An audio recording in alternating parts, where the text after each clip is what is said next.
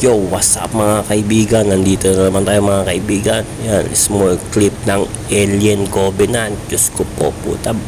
Brutal na naman ang nakikita natin. Natutunghayan natin. Brutal masyado mga kaibigan. Ayan, nakakainis lang yung babae na yan. Tumatakbo na yan. Bad trip ako dyan mga kaibigan. Masyadong OA.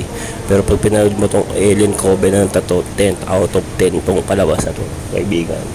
Ano na to, recommended movie clip ko to, full movie pala, pero itong napapanood nyo ay short clip lang ng Alien Covenant mga kaibigan.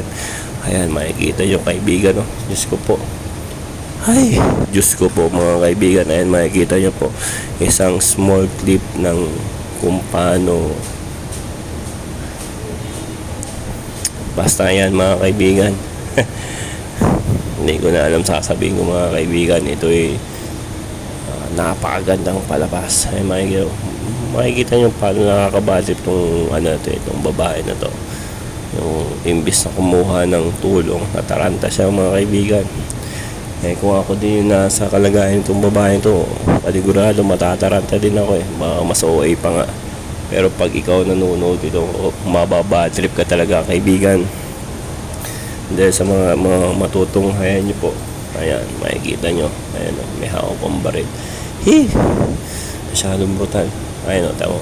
And dito ka na unang mababadrip yung katangahan niya masyadong OA. Ayan, nagkadulas-dulas na. Sobrang talaga niya. Pati pa niya, naipit pa mga kaibigan. Mario Joseph. Ayan, kitang-kita nyo. Ay, napakalakas ng alien na to kaibigan.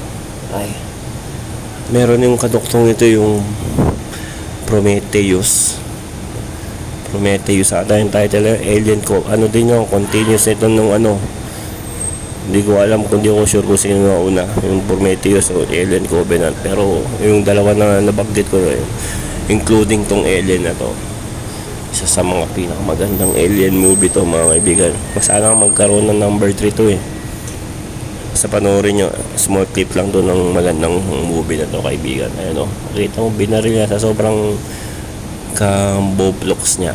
Ayan, nataranta siya, binaril niya.